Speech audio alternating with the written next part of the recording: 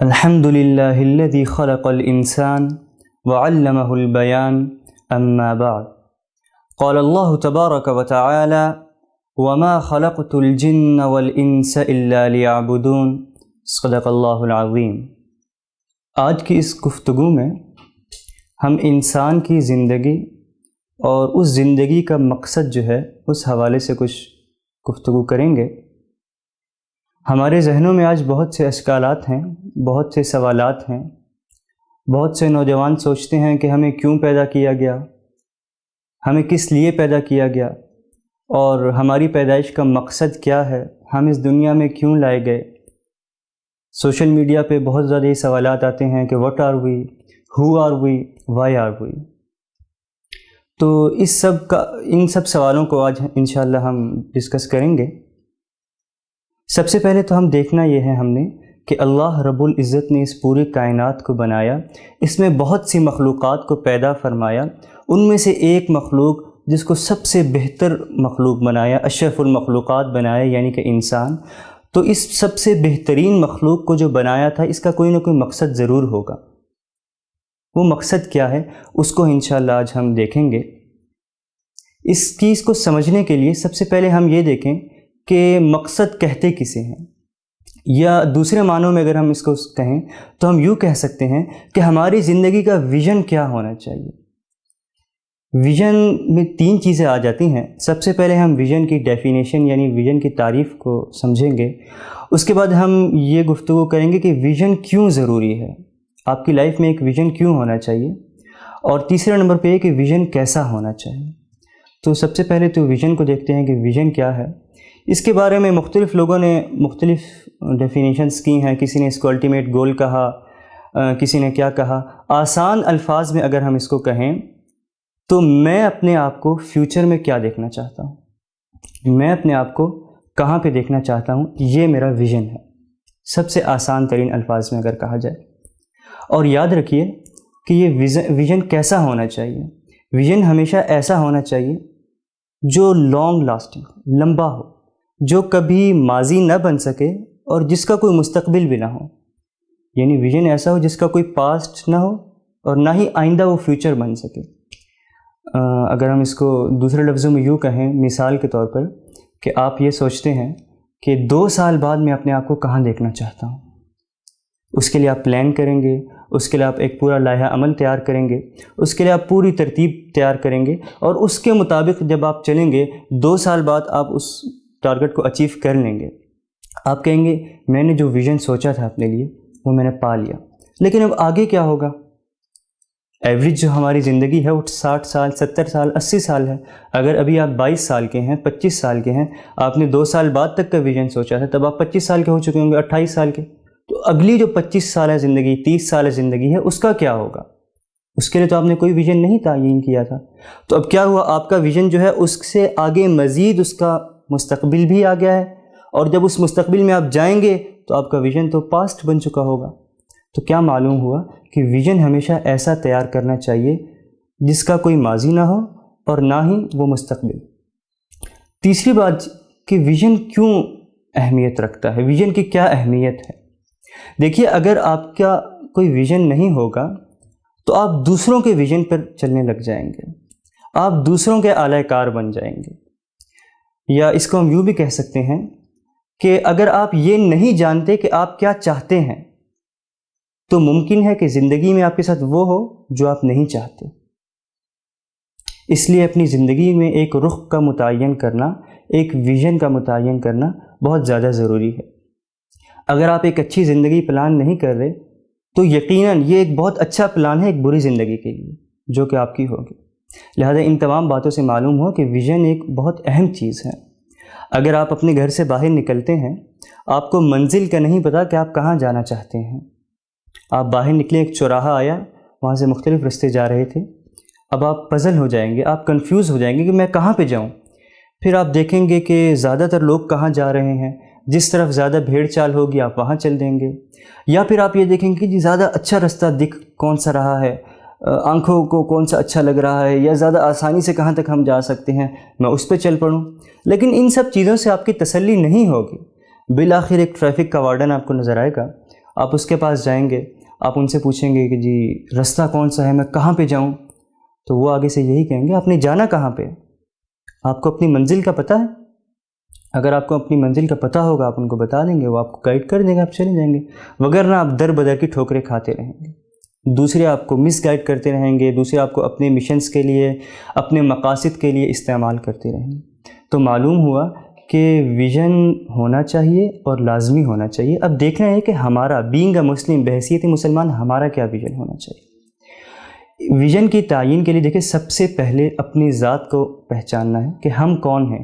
جب ہمیں اپنے بارے میں معلوم ہو جائے گا تو ہمارا جو ویژن ہمیں دیا گیا ہے، جو ٹارگٹ دیا گیا ہے، جو مشن دیا گیا ہے، وہ خود بخود آٹومیٹکلی ہمیں معلوم ہو جائے گا۔ تو اب یہ ہمیں معلوم کیسے ہوگا؟ اس کے لیے ہمیں آتھینٹک علم کی ضرورت ہے، اور آتھینٹک علم کون سا ہے؟ وہ ہے قرآن و سنہ، قرآن و حدیث۔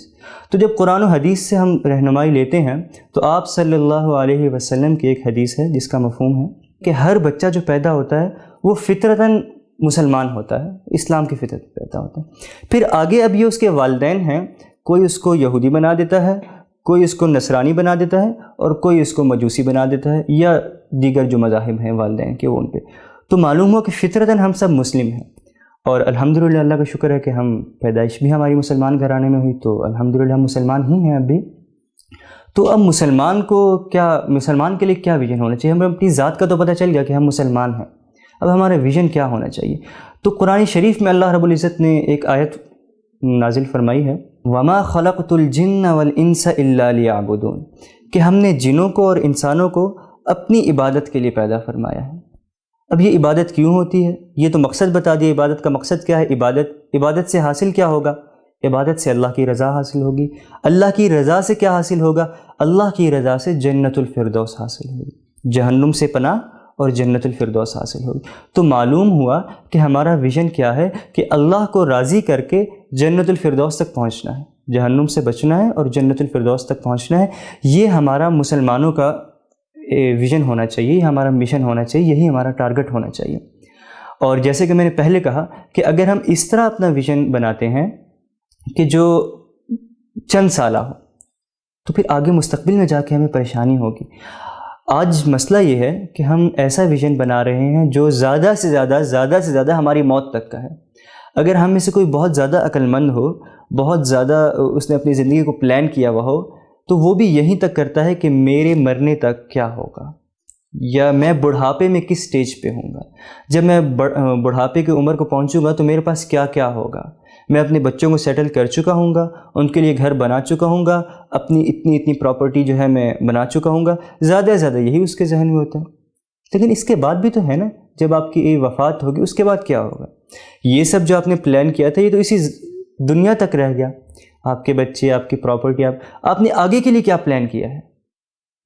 یہ سوچنے والی بات ہے۔ تو اسی لیے میں نے پہلے ہی عرض کیا کہ ہم نے ایسا اپنا ویژن بنانا ہے جو اس زندگی کے لیے بھی ہو اور آگے والی زندگی کے لیے بھی، جو اصل زندگی ہے اس کے لیے ہو۔ اب ہم دیکھتے ہیں کہ یہ ویژن ہم بنائیں گے کیسے، جو میں نے کہا کہ جنت الفردوس کا حصول، جہنم سے بچاؤ اور اللہ تعالیٰ کی رضا، اب یہ ہم حاصل کیسے کریں گے؟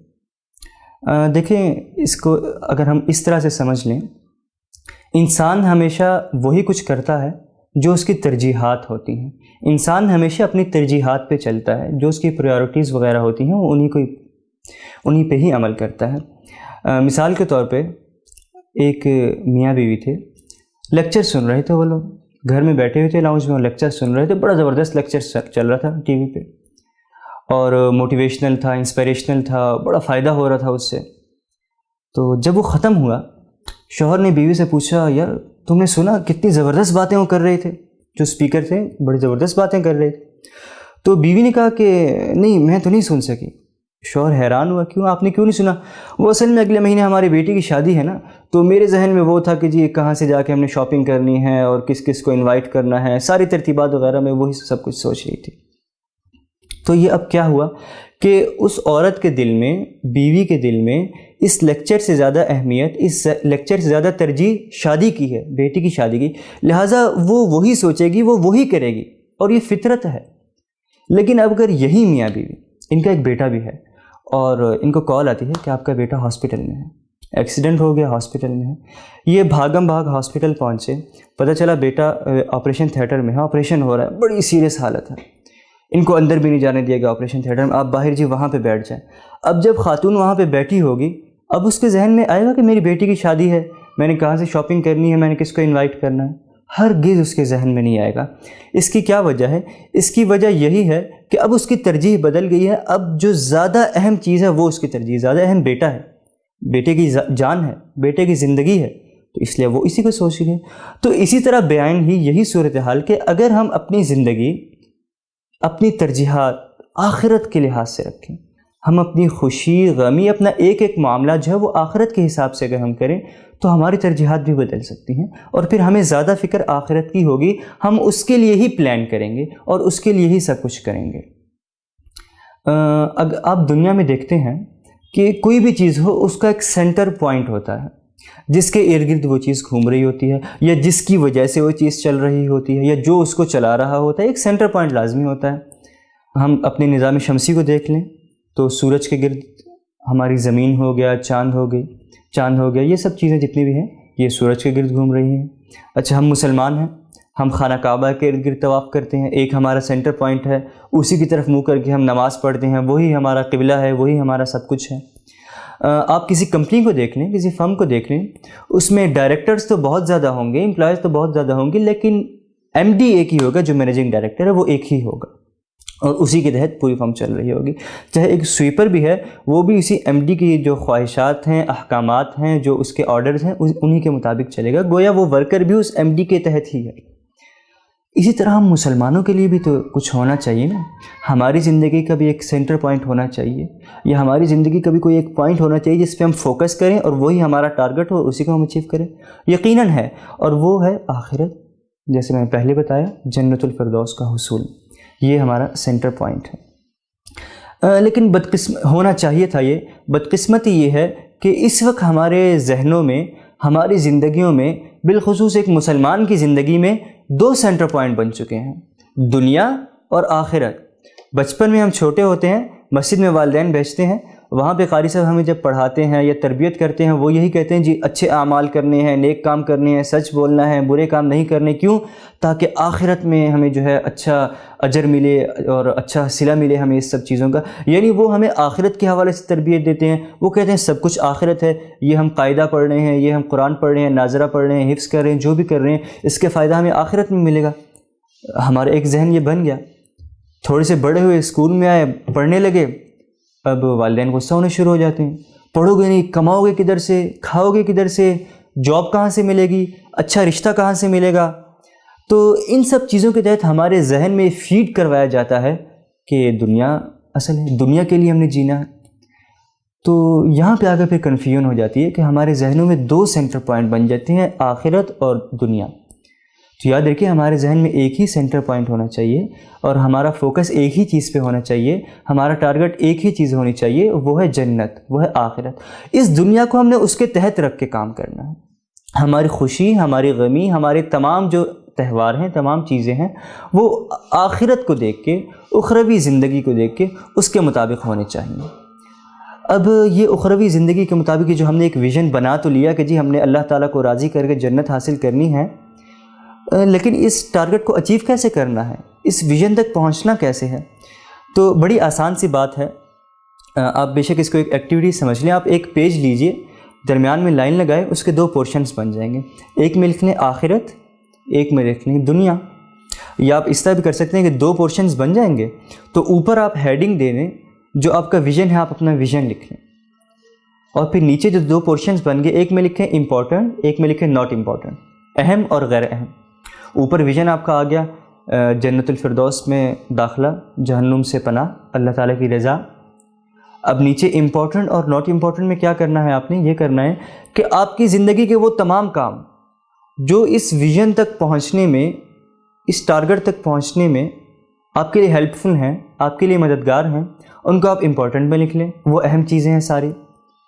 اور جو چیزیں آپ کو اس ٹارگٹ تک نہیں پہنچا پا رہی، یا پہنچنے میں مدد بھی نہیں دے رہی، یا اگر پہنچا نہیں پا رہی تو اس سے دور بھی نہیں کر رہی، لیکن وہ بے مقصد ہیں، ان کا کوئی فائدہ نہیں ہے، اس کو آپ ناٹ امپورٹنٹ میں لکھ لیں. مثال کے طور پہ ایک مثال ہم کامن سے آج کل بہت سے لوگ موویز دیکھتے ہیں، سوشل میڈیا کا استعمال ہے، کوئی بھی چیز ہے. اب آپ یہ دیکھیں کہ میری زندگی میں سوشل میڈیا جو ہے وہ میں کتنے آورس کے لیے یوز کر رہا ہوں، 3 گھنٹے 4 گھنٹے.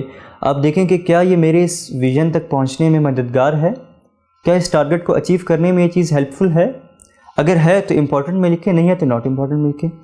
تو آپ کے سامنے پورا لائحہ عمل خود ہی آ جائے گا، ایک پورا یعنی چارٹ آپ کے سامنے بن جائے گا کہ کون سے کام میں نے کرنے ہیں اور کون سے کام نہیں کرنے.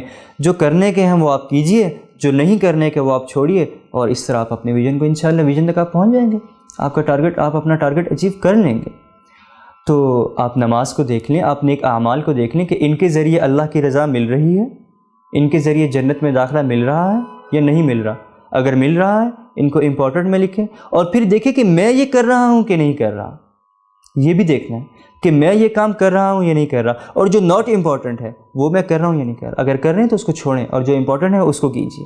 تو اس طریقے سے انشاءاللہ ہم جنت الفردوس تک پہنچنے کا جو ہمارا ایک خواہش ہے ہر مسلمان کی، اللہ تعالی ہم سب کو وہاں پہ لے کے جائے، وہ انشاءاللہ پوری ہو جائے گی. دوسری اہم چیز وہ یہ ہے کہ اب ہم کہتے ہیں ہم جنت میں تو جانا چاہتے ہیں، لیکن انسان ہیں، فطرت ہماری ایسی ہے کہ انسان کے فطرت میں لالچ ہے، حرص ہے. اور یہ بری بات نہیں ہے، نیچرل چیز ہے کہ جب تک ہم کسی چیز کو دیکھتے نہیں ہیں، یا اس کی خواہش ہمارے دل میں نہیں آتی، یا اس کی طلب ہمارے دل میں نہیں ہوتی، ہم اس کے لیے اسٹرگل نہیں کرتے، ہم اس کے لیے جو ہے ایفرٹ نہیں کرتے. تو اس لیے جنت کے بارے میں ہمیں پتہ ہونا چاہیے نا کہ جنت میں کیا کیا چیزیں ہیں، کیا کیا نعمتیں ہیں، جنت میں ہمیں کیا کچھ ملے گا. جب ہمیں پتہ ہوگا تو تبھی ہم اس کے لیے ایفرٹ کریں گے. تو اس کے لیے ہم ایک اور چارٹ بناتے ہیں، اس کے بھی 2 پورشن کریں گے. ایک میں لکھے جنت، ایک میں لکھے دنیا. اب ہم نے جنت اور دنیا کا کمپیریزن کرنا ہے کہ وہاں پہ کیا چیز کس طرح ہے اور یہاں پہ کیا چیز کس طرح ہے. تو سب سے پہلے تو ہم اپنی زندگی کو دیکھ لیں. یہاں پہ زندگی ہمیں ملی ہے دنیا میں، جو ہمارا دنیا کا خانہ ہے اس میں ہم کیا لکھیں گے؟ میکسیمم اگر ہم کر لیں تو 80 ایئرس کر لیں، 80 سال کر لیں، آپ 80 لکھ دیں یہاں. اب دوسری طرف جو جنت ہے اس میں کتنی زندگی ہماری ہوگی؟ وہ تو انفینٹ ہے، لامحدود ہے، انکاؤنٹیبل. لیکن کوئی فگر ہم لکھ لیتے ہیں تاکہ کمپیریزن ہو جائے.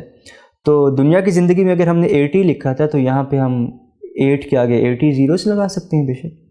یا چلیں آپ 8 کروڑ کر لیں، یا 8 کروڑ کر لیں، 8 ارب کر لیں، 8 بلین کر لیں، کچھ بھی آپ فگر یہاں پہ لکھ دیں تو تاکہ ایک کمپیریزن ہو جائے. اچھا یہ تو ہوگی عمر. نیچے آ جائیں کہ ہماری زندگی، ہماری عمر جو ہے اس دنیا میں کیا ہے. اس دنیا میں بچپن، جوانی، بڑھاپا، یہ 3 چیزیں ہیں. اور یہاں جنت میں کیا ہوگا؟ یہاں پہ صرف اور صرف جوانی ہوگی، صرف اور صرف جوانی. اور وہ بھی آج کل ہماری جیسی جوانی نہیں کہ تھوڑا سا بوجھ اٹھایا تو ہم کمر میں درد ہو گیا. وہ جنت کی جوانی ہوگی جو بھرپور قسم کی جوانی ہے. اچھا پھر تیسرے نمبر پہ اگر ہم دیکھیں کہ اس دنیا میں ہمیں جوانی ملتی ہے تو وہ فوراً نہیں ملتی. پہلے بچپن ہے، بچپن سے ہم بڑے ہوتے ہوتے آہستہ آہستہ ہم جوانی تک پہنچتے ہیں، اور پھر وہ چند سال جوانی کے ہوتے ہیں، اس کے بعد پھر بڑھاپا آ جاتا ہے. اور یہی کہا جاتا ہے کہ یار جوانی پھر نہیں آنی، اور یہ جوانی دوبارہ نہیں ملے گی، یو اونلی لیو ونس، اور لائف ایک ہی دفعہ ملتی ہے، وغیرہ وغیرہ وغیرہ. یاد رکھیے جوانی ہی تو ہے جو کہ دوبارہ ملے گی آپ کو انشاءاللہ جنت میں. بچپن بھی دوبارہ نہیں آنا، بڑھاپا بھی دوبارہ نہیں آنا، یہ جوانی ہی ہے جو دوبارہ جنت میں ملے گی انشاءاللہ. اچھا اس کے بعد اگر ہم موسموں کو دیکھ لیں، اس دنیا میں سردی ہے، بہت زیادہ شدید سردی ہو جاتی ہے، گرمی ہے، بہت سے لوگ گرمی کی وجہ سے ہلاک ہو جاتے ہیں، بہار ہیں، خزاں ہیں، مختلف موسم ہیں. جنت کے پورشن میں جب آپ لکھیں گے تو جنت میں صرف اور صرف بہار کا موسم، ہر طرف پھول پھلواڑ، گرینری، سبزہ، اور انتہائی خوبصورت سرسبز و شاداب جو ہے وہاں کا ماحول ہوگا، صرف اور صرف بہار ہوگی. تو اس طرح اگر آپ ایک کمپیریزن کریں، ایک چارٹ بنائیں، یہ بے شک آپ ایک ایکٹیویٹی سمجھ لیں اس کو، تو اس سے بھی ہمیں بہت زیادہ یعنی ہم انسان ہیں تو ہم پھر اس کی طرف اٹریکٹ ہوں گے جنت کی طرف، اور انشاءاللہ اس کے لیے پھر ہم ایفرٹ کریں گے.